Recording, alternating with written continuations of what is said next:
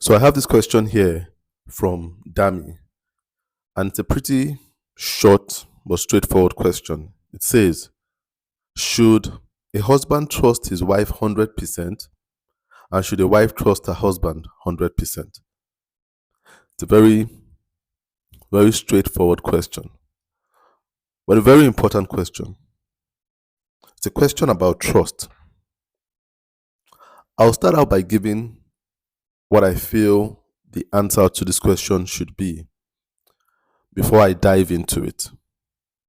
I truly believe it's important for a husband to trust his wife 100% and for a wife to trust her husband 100%. Where we usually have a problem is how we come about that 100%. What that 100% means to us as it regards trust. Now, this word trust is a very, very important word in human relationships, the dynamics of human relationships.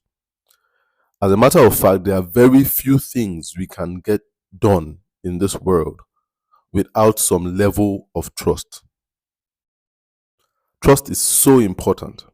It's so important to the existence of human beings, to the interaction of human beings, and to the progress and development of the human race.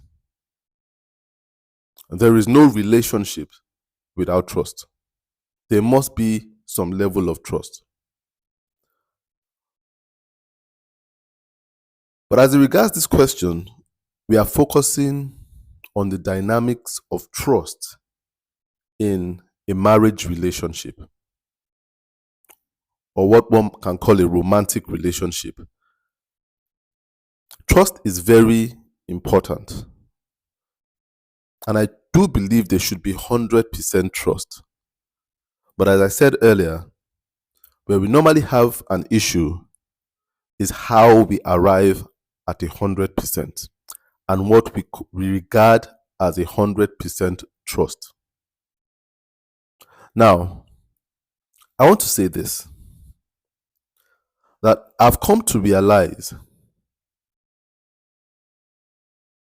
that when we talk about trust, a lot of us have a misconception that trust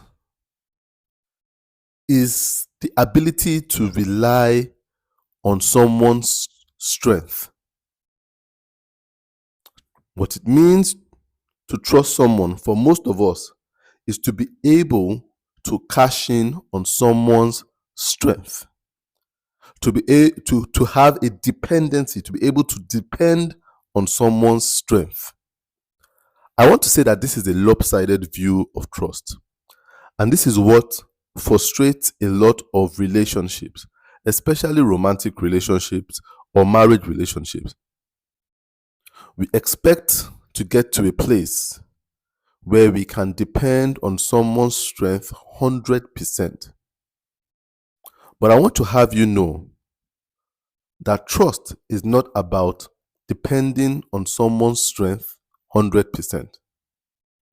Trust is about being able to depend on someone's strength and also their weaknesses.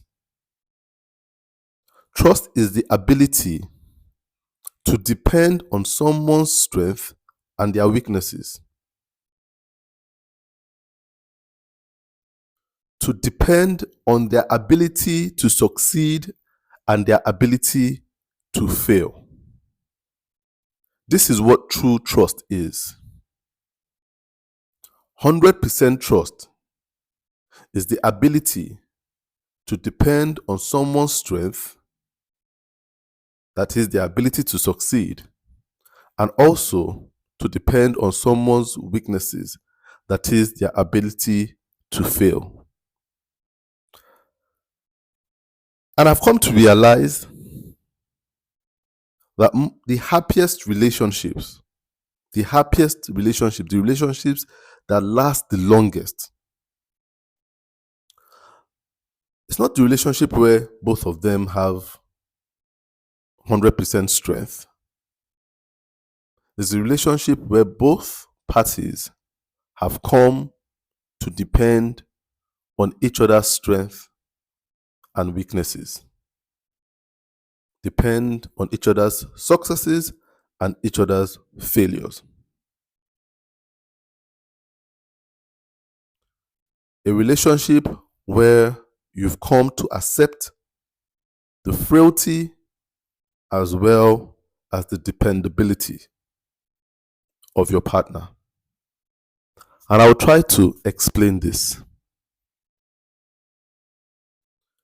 A couple of weeks ago, I was feeding my dogs. It was time to feed them. I normally feed them in the evening. And I have 2 dogs, a male and a female.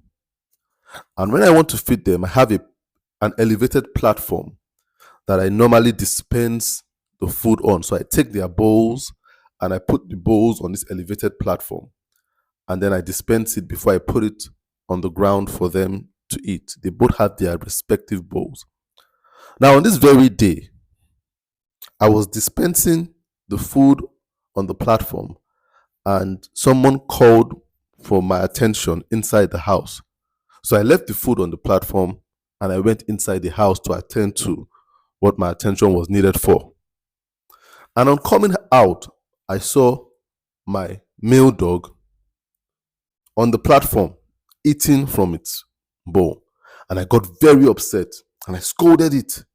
And I wanted to punish it for doing that because I expected that they would know not to go to the platform to eat from the bowl unless the bowl has been set down for them to eat. But the female dog just sat waiting for me to offer it his food. But the male dog had gotten to the platform and started to eat the food already. So I tried to punish the dog. I fed the female dog and I withheld the food of the male dog for a couple of minutes so that it can get what I was trying to communicate to it. And after a while, I gave it its food.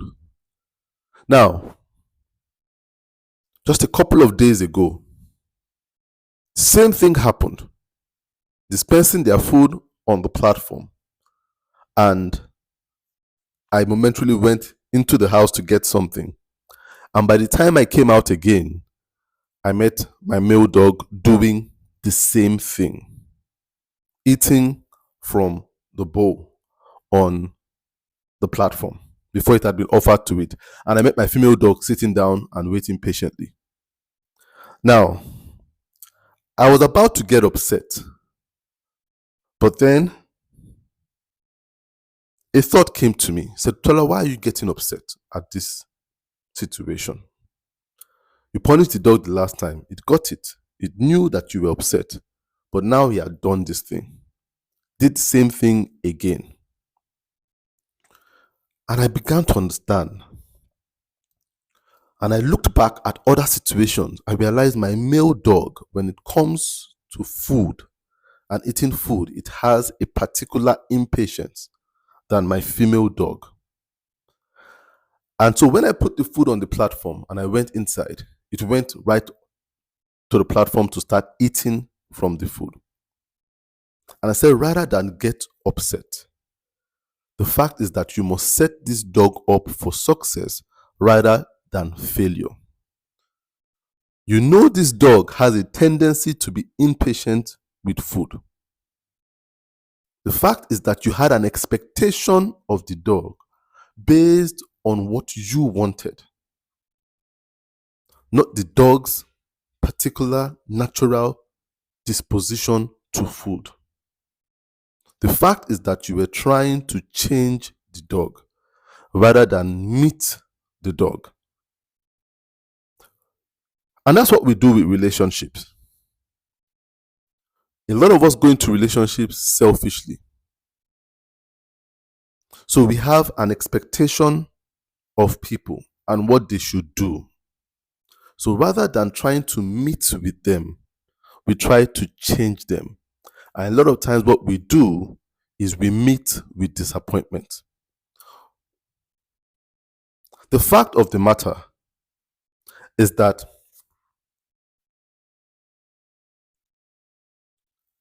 My male dog, I should have trusted it to get on that platform and start to eat. So it's either what I should have done was to take the food back inside with me, or put the food on a more elevated platform, or chain the dog. But I should have trusted it to fail at that thing I was doing by leaving the food in a place where it could get, and I would go inside. You see, trust is not always about strength. It's about knowing people's failures also, and trusting that people would fail under particular or in particular circumstances. That is trust. Trust is not always saying, oh, I know the dog will not go there. Trust is knowing I know the dog would go there. So I'll set it up for success by putting the food somewhere it cannot go, rather than hoping that it doesn't go there and being disappointed by the fact that it goes there. Trust is about saying that I trust that this person cannot do this thing, not always trusting that this person would do what I expect. This is where people have problems in relationship. They always trust in the can do and never trust in the can't do. They see it as a glitch in the relationship when a partner has a frailty. So we overburden our partners with a hero complex that they should always be able to do. And so we must always trust them for strength and never for weaknesses. This is a very toxic approach to any relationship. This is not 100% trust, it's 100% burden. It will be 100% burden to that person in whom you're always looking at for strength, and 100% disappointment to you as somebody who always expects strength. So the next time I dish and my attention is called, I have enough strength, trust in my female dog to leave her food up there, because I know she wouldn't go there. But I have enough weakness trust in my male dog to know that there's a higher possibility of it going there than not going there, to not put the food on that platform, to carry the food around with me. This would allow me as a person to have less disappointment in my male dog, and to help foster the relationship rather than break it. You see, I used to watch this game show on TV, Who Wants to Be a Millionaire? And for those who have never watched Who Wants to Be a Millionaire, it's a pretty interesting game show where people come on the show to try to win a particular amount of money. And so the highest amount of money, maybe 1 million naira, 1 million pounds, $1 million, But then they answered questions, a number of questions. For each question you get right, you win a higher amount of money till you get to the ultimate prize. Now, they always gave 3 lifelines. There was ask the audience, which was if you don't know the answer to the question, you ask the audience, and the audience will give an answer. And if you can go based on the majority answer that the audience gives, that would give an inkling that might be the right answer. There was also another lifeline called 50-50. So with every question, they had 4 options. When 50-50, when you choose a 50-50 lifeline, they will take away 2 options. And so you're left with 2, which means it's easier for you to choose which one you think is the answer. So you're choosing out of 2 rather than choosing out of 4. So your failure rate is less. And then they had this very interesting option of call a friend. Now, this is the one I want to talk about. Call a friend. And this is where you get to call a friend when you don't know an answer to a question or you're unsure. The show calls a friend for you. And when they call the friend, you can ask the friend that question. And the friend can help you with the answer. But every time they got to call a friend, you see, when it was 50-50, the host just went ahead and just implemented. When it was asked the audience, just went ahead and just asked the audience. But when it was called a friend, the host always asked a question that was of interest to me. He said, "Who is the friend you are calling?" Now, that always interested me. Why the host asked the contestant that question every time. Who are you calling today? Because I knew that the contestant, before the game, must have given the show the number of the friend they want to call. So there was no need to ask who the friend was. We were not interested in the name of the friend. The show could have just easily called the friend. Why did they ask them that question every time? Who is the friend you are calling today? I felt it was a waste of time. Why I will not remember the name of the friend. I don't know the friend. I don't care. Just move on with the show. Call the friend. And then I searched, why do they ask that question? And then I realized that each contestant, when coming to the show, you gave the names of 3 friends and their phone numbers. 3. So when you were stumped on a question and you wanted to use that lifeline, call a friend, what you did was very interesting as a contestant. You read the question and then you checked amongst those 3 friends. And then you looked at your trust capacity for each of them. Which ones did you trust to fail? And which one did you trust to succeed? Based on the subject matter you were being asked. So in actual fact, all 3 friends were helping, but they were all giving or both supplying a different kind of trust.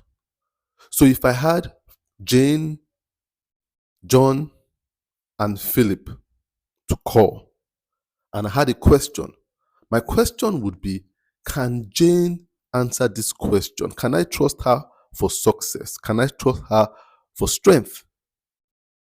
Can Philip answer this question? Can I trust him for strength or can I trust him for weakness? Can John answer a question? Can I trust him for strength and trust him for weakness? Your ability to honestly say, I can trust Philip for weakness in this question helps you to move on in life and not to be disappointed with Philip when the show calls Philip because you would not tell the show to call Philip.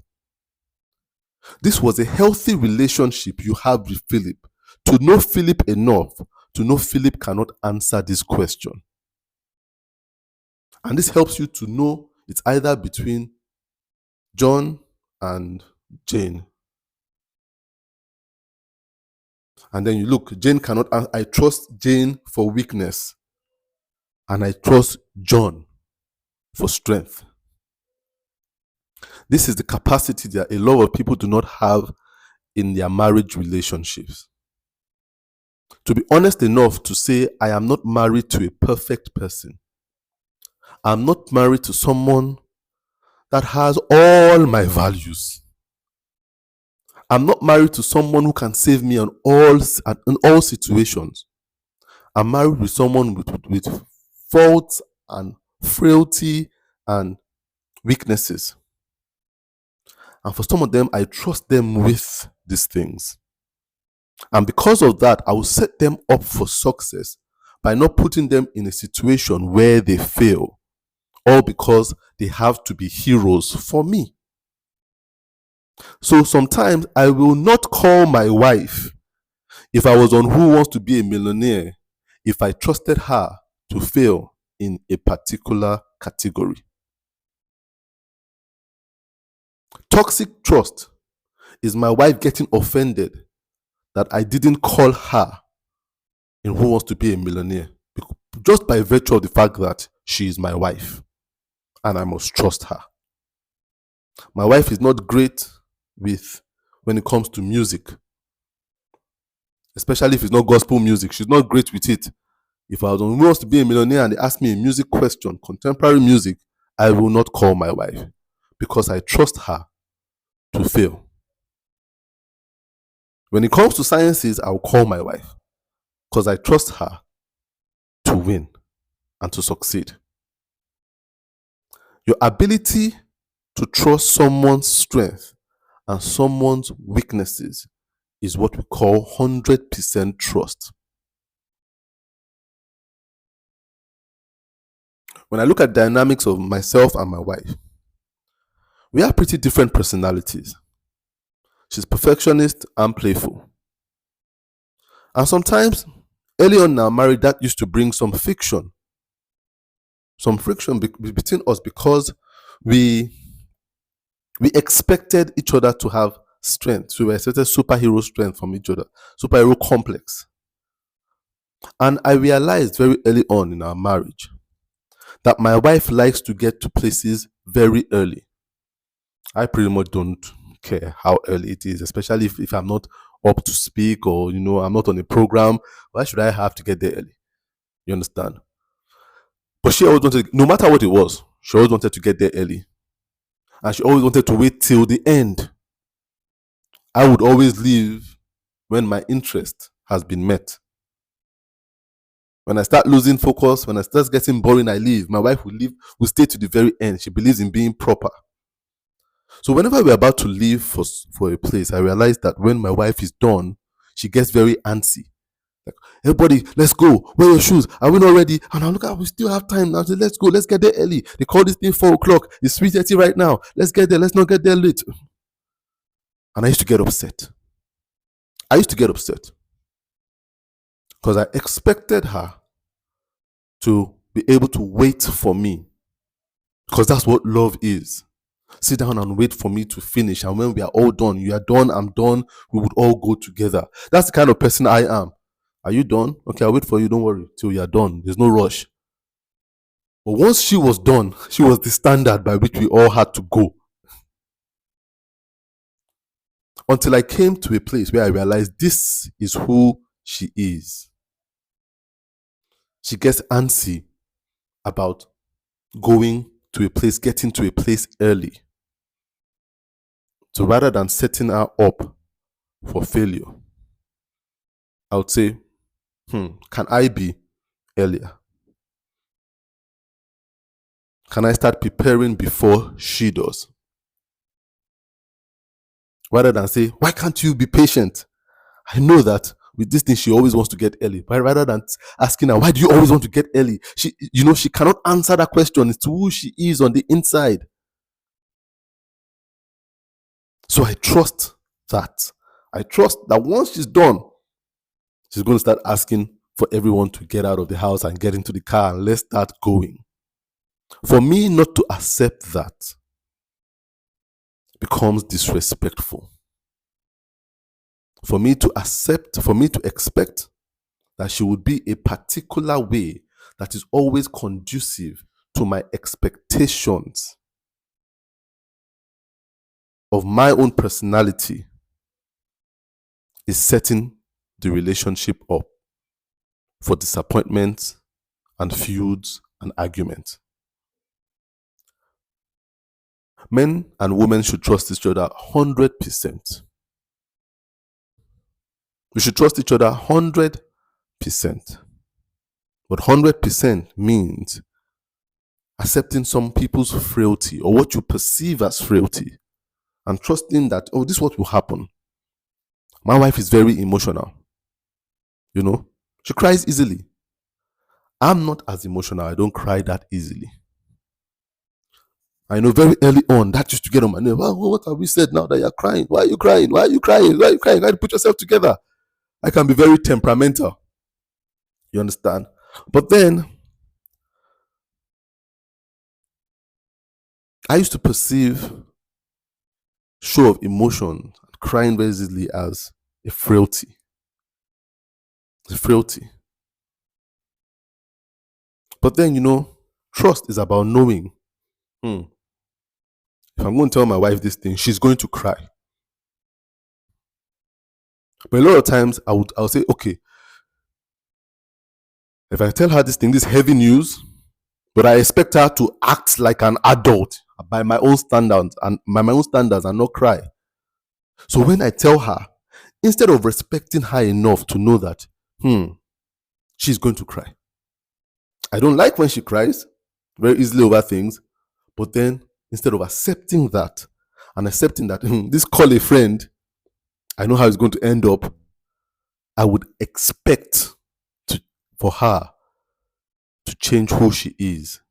So I set her up for failure by my standards. So I say, why are you crying? When in actual fact, I should have accommodated her personality 100%. I trust her to cry, even though I don't like her crying, but I trust her to cry. In accommodating people's frailty, we get to love them more. They get to feel loved. And this is where the relationships begin to grow. Men and women should trust themselves 100%, but not as heroes. You must trust them to be heroes in some areas and trust them to be terribly vulnerable in some other areas. But we always want to trust people to always be heroes. There are some women listening to this. Your husband is flirtatious. You knew it from the time you met him.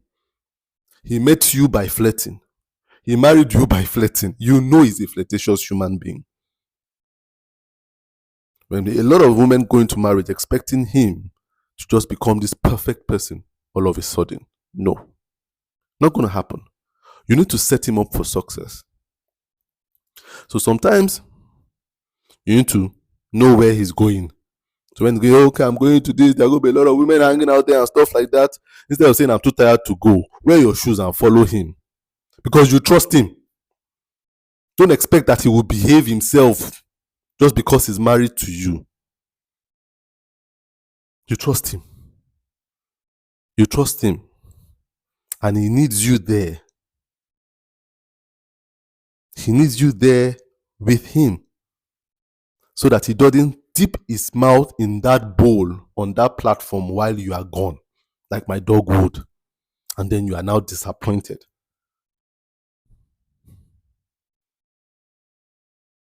Some men, you know your wife with money. You know her propensity towards it, towards wanting it in hand every single time. You know it. If you get married to her, don't expect that she's going to change immediately. Don't expect that she's going to change. The fact that you had money was one of the biggest attractions. That you could take her out every weekend and spoil her and buy things. Why do you now come to marriage and now things like that will change? That disposition will change just because you put a ring on it. Yes, you might see it as a frailty, but then you must trust her, man. This woman, she likes to go out. She likes having a good time. You must apportion that time. Weekends, take her out, spoil her. You understand? You married into it already. You cannot be like every other man and just say, look at Jide. Jide doesn't take his wife out. Jide didn't marry your wife. You must trust your wife with her strengths and her frailties. Her strength is, she's very attractive. She looks so good and stuff like that. Yes, that's part of the strength. But the 100% strength is what is not so beautiful. Her wanting to go out every weekend. Instead of thinking that would change, what you ought to do is to trust. That might not change. It might not. So what do we do? Set her up for success. Rather than going out with her friends, you to wear your shoes and go out with her. Give her a good time so that she doesn't seek it elsewhere. This is 100% trust. This is what people are unwilling to do in relationships. To trust people to win and succeed, while you can also trust them in particular situations to fail And where you have to cover them where they are going to fail, you step in for them. You know your husband is a very brash person, doesn't like people talking to him anyhow. And you're doing business together. And you're going to this other person who talks anyhow. Don't expect your husband to just behave himself because he's doing business. He's going to, if he's going to ruin that deal. You might want to step in there and say, let me go for this meeting instead. Let me go for this meeting. Because I trust you. You're going to scatter that place when you get there. I trust you 100%. I trust you. You're going to scatter that place. No matter how many TED Talks I give you, you scatter this meeting and you spoil this opportunity that we have. I'm more patient. Let me go and talk to this person.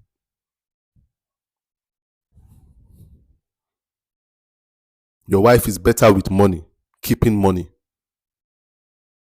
Let her keep the money. Let her handle the finances. Let her handle it. You know that if money is in your hand as a man, you spend it on frivolities. Or women too, you feel that way too. You know, you must know each other. 100% trust. I give this 100K to my wife. By the time I come back in 2 days to ask her to account for it, she cannot account for it. Rather than putting 100K in her hands, don't put it in her hands. You understand? Don't put it in her hands.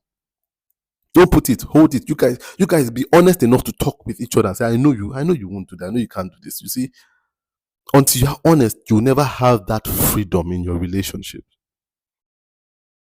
Never. Last year, me and my wife had to have a talk. I don't believe in all this investing and doing all this, putting money in. I don't do it. She believes in it. I'm like, okay, we have money. Let the money go to you. Hold the money. Because for me, I'm not that kind of person. You understand?